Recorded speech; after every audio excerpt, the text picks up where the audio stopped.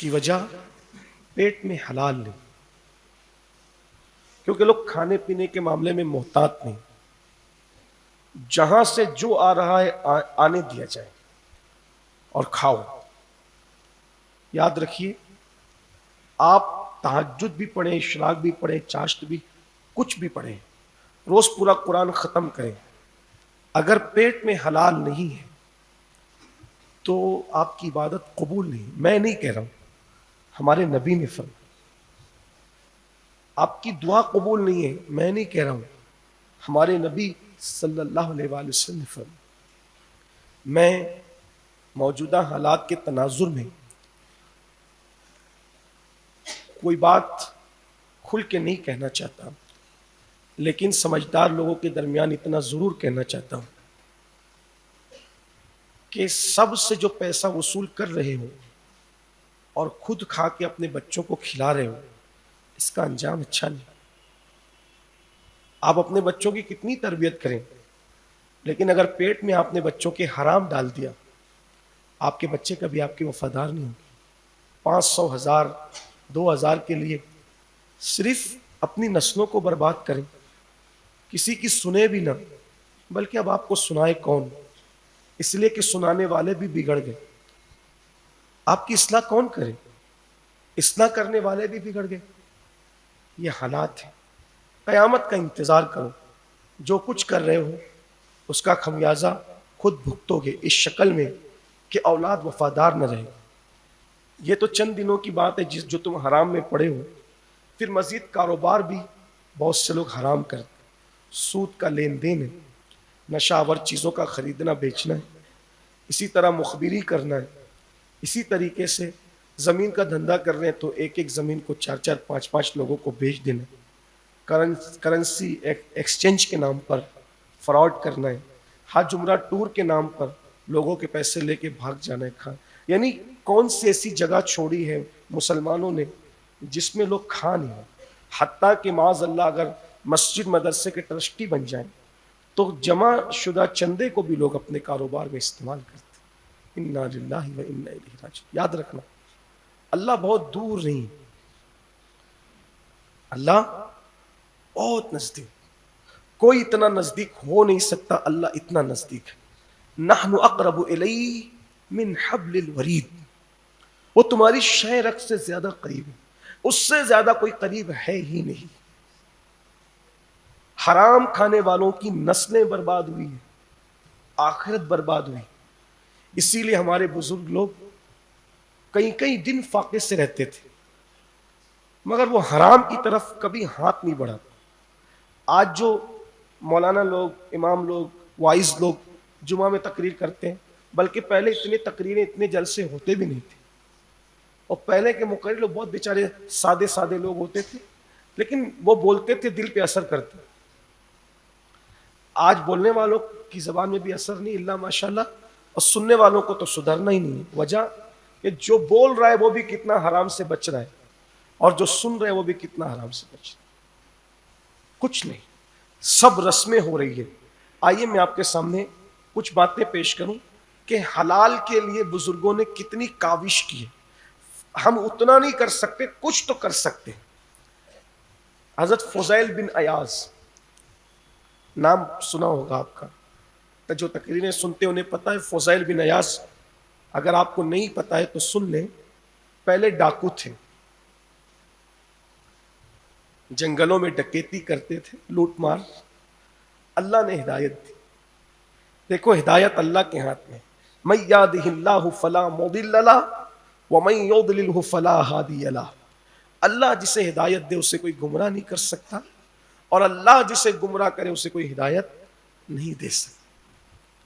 ہدایت دی اللہ نے، ڈکیتی سے توبہ کر لی، توبہ کر لی تو جب پلٹے نا، دیکھیے جب لوگ گناہ سے پلٹتے تو بہت زبردست سدھرتے، بچپنے کے سدھرے ہوئوں سے زیادہ توبہ کر کے جو پلٹتے ہیں تو بعض لوگ اس میں ان سے بھی بازی لے جاتے ہیں۔ پھر وہ فضائل تھے، اللہ اکبر، وہ تقوی، وہ پرہیزگاری، وہ عبادتیں۔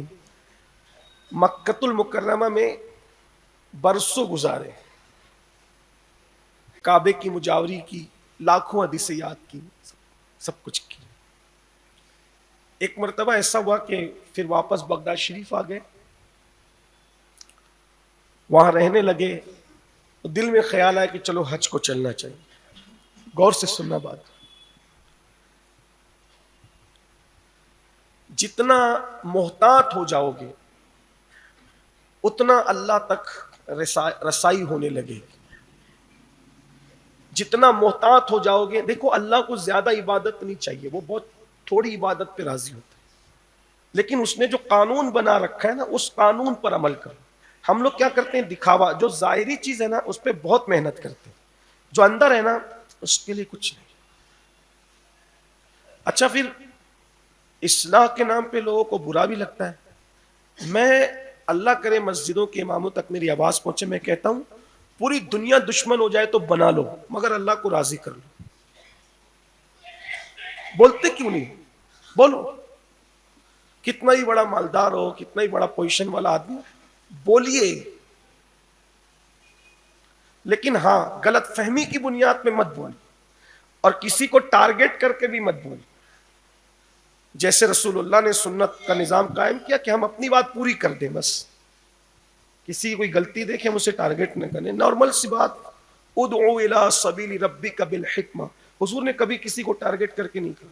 غلطی کرنے والا ادھر بیٹھا ہوتا تھا، حضور ادھر دیکھ کر کے کہتے تھے اس قوم کا کیا حال ہوگا جس قوم میں لوگ ایسا ایسا کرتے ہیں، تاکہ وہ شرمندہ نہ ہو۔